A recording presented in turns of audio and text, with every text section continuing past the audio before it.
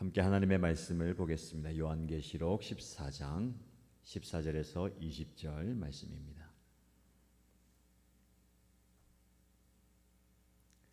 오늘 저와 여러분들이 함께 묵상할 말씀은 요한계시록 14장 14절에서 20절까지입니다. 같이 읽겠습니다. 또 내가 보니 흰 구름이 있고 그 구름 위에는 인자 같은 분이 앉아 있었습니다. 그는 머리에 금면류관을 쓰고 날이 선 낫을 들고 있었습니다. 또 다른 천사가 성전에서 나와서 구름 위에 앉아 있는 분에게 큰 소리로 외쳤습니다. 낫을 대어 거두어 들이십시오. 땅에 있는 곡식이 무르익어서 거두어 들일 때가 되었습니다. 그자 구름 위에 앉은 분이 낫을 땅에 휘둘러서 땅에 있는 곡식을 거두어 들였습니다. 또 다른 천사가 하늘에 있는 성전에서 나왔는데 그도 역시 날이 선 낫을 가지고 있었습니다. 또 다른 천사가 제단으로부터 나왔습니다. 그는 불을 지배하는 권세를 가진 천사였습니다. 날이 선 낫을 들고 있는 천사에게 큰 소리로 말하였습니다. 날이 선 그 낫을 대어 땅에 있는 포도나무에서 포도송이를 거두십시오. 포도가 다 익었습니다. 그래서 그 천사가 낫을 땅에 휘둘러 땅에 포도를 거두어서 하나님의 진노의 큰 포도주를 만드는 술틀에다가 던졌습니다. 술틀은 성 밖에 있었는데 그것을 밟아 누르니 거기에서 피가 흘러나왔습니다. 그 피가 말굴레의 높이까지 닿고 거의 1600 스타디온이나 퍼져 나갔습니다. 아멘. 오늘도 하나님께서 우리에게 귀한 말씀을 주십니다. 이 말씀을 통해서 영적 깨달음의 은혜, 깨달음의 은혜를 경험하기를 축복합니다. 농부에게 추수의 시간은 1년 중에서 가장 중요한 순간이죠. 봄에 씨를 뿌립니다. 그리고 여름 내내 작물을 돌보죠. 마침내 가을이 되면 추수의 시간이 오게 됩니다. 추수는 기다림의 끝이자 결실의 시간입니다. 그리고 추수는 분리의 시간이기도 합니다. 알곡과 죽정이를 구분하고요. 좋은 열매와 나쁜 열매를 구분하는 분리의 시간입니다. 성경에서 추수는 단순한 농사 활동 이상의 깊은 의미가 있습니다. 예수님께서는 이렇게 말씀하십니다. 추수할 것은 많되 일꾼은 적다. 영혼 구원의 사역을 추수에 비유합니다. 그리고 가라지 비유를 통해서 추수 때까지 알곡과 가라지 둘 다 그대로 두라라고 말씀하시면서 최후의 심판을 추수의 이미지로 말씀하셨습니다. 오늘 우리가 살펴볼 요한계시록 14장 14절에서 20절까지 말씀은 두 가지 추수를 묘사합니다. 이 본문을 통해서 하나님의 구원과 심판 그리고 우리의 삶에 주시는 영적 도전 그리고 소망을 발견하게 되기를 축복합니다. 첫 번째 살펴볼 것은 성숙한 곡식의 수확인데요. 14절에서 16절까지 말씀입니다. 요한이 흰 구름 위에 앉아있는 사람의 아들과 같은 분을 봅니다. 인자라는 표현이 있는데요. 이 표현은 다니엘서 7장 말씀에 거기서 유래한 말씀입니다. 예수 그리스도를 의미하죠. 그분은 머리에 금면류관을 쓰고 계십니다. 왕권과 승리를 상징합니다. 손에 날이 선 낫을 들고 있습니다. 낫은 추수의 도구입니다. 곡식을 거두어 드리는 데 사용되지요. 15절에서 한 천사가 나와서 당신의 낫을 대어서 거두어 드리십시오. 땅의 곡식이 무르익었습니다. 거두어 드릴 때가 되었습니다. 라고 외칩니다. 여기서 주목할 것은 무르익었다라는 표현입니다. 헬라 원문에서 이 단어는 완전히 성숙했다라는 의미입니다. 추수할 완벽한 시기가 되었다라는 겁니다. 그래서 16절에 구름 위에 앉아 계신 분, 즉 예수 그리스도께서 낫을 땅에 휘두를 때에 땅의 곡식이 거두어 들여집니다. 이 첫 번째 추수가 의미하는 것은 무엇이겠습니까? 많은 성경학자들은 이것이 구원받은 하나님의 백성들을 모으는 추수라고 이야기합니다. 예수님께서는 마태복음 13장 말씀에 추수 때에 내가 추수꾼들에게 이르기를 가라지는 먼저 거두어 불사르게 단으로 묶고 곡식은 모아 내 곡간에 넣으라 고 말씀하십니다. 그래서 이 첫 번째 추수는 하나님께서 당신의 백성들을 안전하게 모으시는 구원의 완성을 나타냅니다. 특징이 있는데요. 이 추수의 특징은 바로 예수 그리스도께서 직접 수행하십니다. 구원이 전적으로 예수 그리스도의 사역인 것을 보여줍니다. 때가 무르익었을 때에 이루어지죠. 하나님께서는 완벽한 때에 당신의 구원 계획을 성취하십니다. 심판의 이미지보다는 수확의 이미지가 강합니다. 곡식을 거두어 드린다는 것은요, 귀중한 것을 모으고 보존한다라는 겁니다. 여기까지가 첫 번째 추수의 모습이고 17절에서 20절까지 말씀은 두 번째 추수의 모습입니다. 익은 포도의 수확인데 또 다른 천사가 날카로운 낫을 가지고 하늘의 성전에서 나옵니다. 그리고 불을 다스리는 권세를 가진 천사가 계단으로부터 나와서 천사에게 당신의 날카로운 낫을 대어서 땅에 포도송이를 거두어 드리십시오. 포도가 익었습니다. 라고 이야기합니다. 이 천사가 낫을 땅에 휘둘러서 포도를 거두어서 하나님의 진노의 포도주 틀에 던져 넣습니다. 그런데 그 포도주 틀에서 피가 흘러나와서 말굴레까지 닿고 약 320km까지 이르게 된다라고 말씀합니다. 이 추수는 심판의 이미지를 담고 있습니다. 포도를 수확해서 포도주 틀에서 짜는 것은 구약에서 하나님의 심판을 묘사하는 데 자주 사용된 이미지입니다.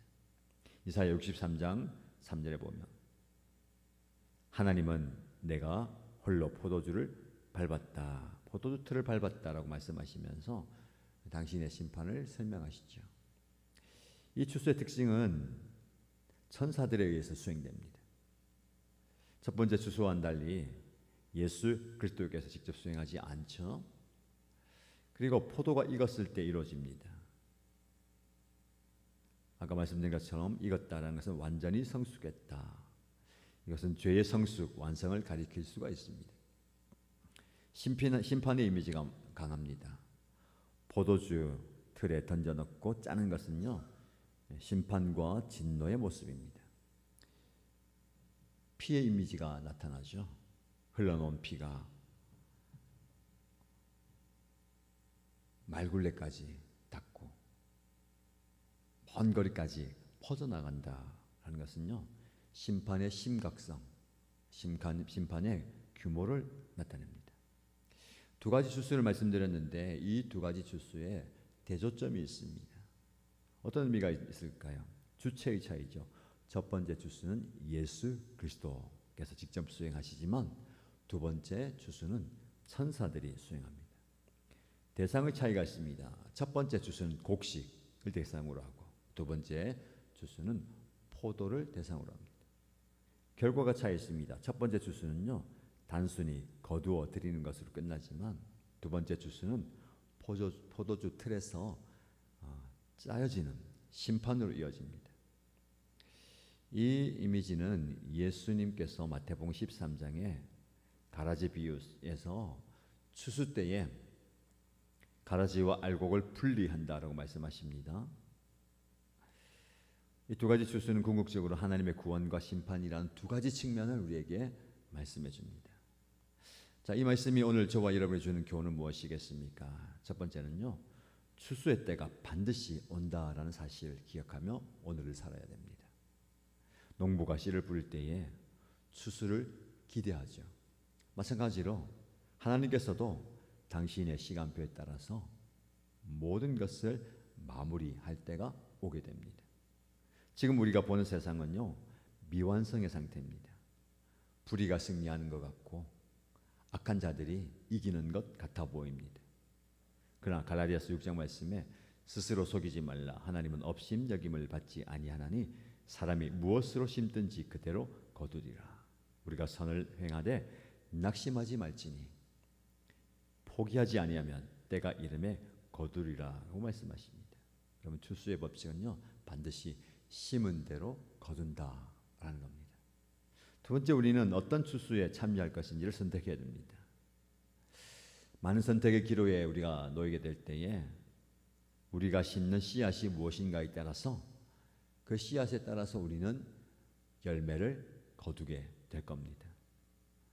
우리는 무엇을 심어야 되겠습니까? 무엇을 거두어야 되겠습니까? 갈라디아서 5장 말씀은 우리에게 말씀하시죠. 오직 성령의 열매는 사랑과 희락과 화평과 오래 참음과 자비와 양선과 충성과 온유와 절제니. 우리가 거두어야 할 것은요, 성령의 열매입니다. 반면에 육체의 열매가 있어요. 음행과 더러운 것과 호색과 우상숭배와 주술과 원수 맺는 것과 분쟁과 시기와 분냄과 당짓는 것과 분열함과 이단과 투기와 술취함과 방탕함이다 라고 말씀합니다. 저와 여러분들이 무엇을 심든지 그것을 거두어 드리는데 우리는 매일의 선택을 통해서 좋은 것을 심고 좋은 것을 거두어 드려야 되는 겁니다. 그리고 하나님의 인내에는요, 목적이 있습니다. 왜 하나님께서는 아직 추수를 하지 않고 기다리실까라는 질문입니다. 베드로후서 3장 9절 말씀에 주의 약속은 어떤 이들이 더디다고 생각하는 것 같이 더딘 것이 아니라 오직 주께서는 너희를 대하여 오래 참으사 아무도 멸망하지 아니하고 다 회개하기를 기다리신다라고 말씀합니다. 하나님께서는 인내하시죠. 더 많은 사람들에게 구원의 기회를 주기 위해서 기다리십니다.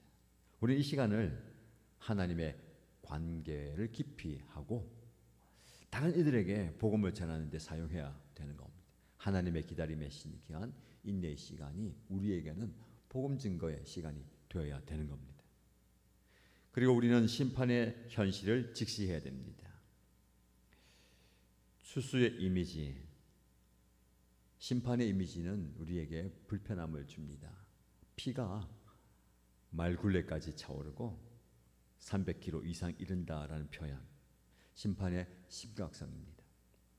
현대사회에서 우리는 종종 하나님의 사랑과 자비만을 강조하는 시대를 살아갑니다.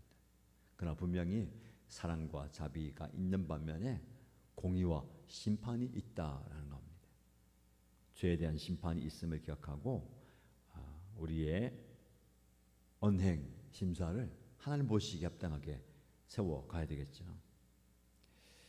사랑하는 일신가족 여러분들, 요한계시록 14장의 두 가지 주수는 우리에게 명백한 선택을 제시합니다.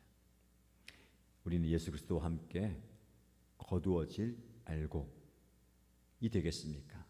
하나님은 아니면 하나님의 진노의 심판의 포도주의 틀에 들어가야 할 포도가 되겠습니까? 각자가 하나님 앞에서 응답해야 할 질문입니다. 오늘날 많은 사람들이 마치 추수의 날이 오지 않을 것 같이 그냥 살아갑니다. 현재의 쾌락과 이익과 오늘의 만족만을 추구하며 살아갑니다.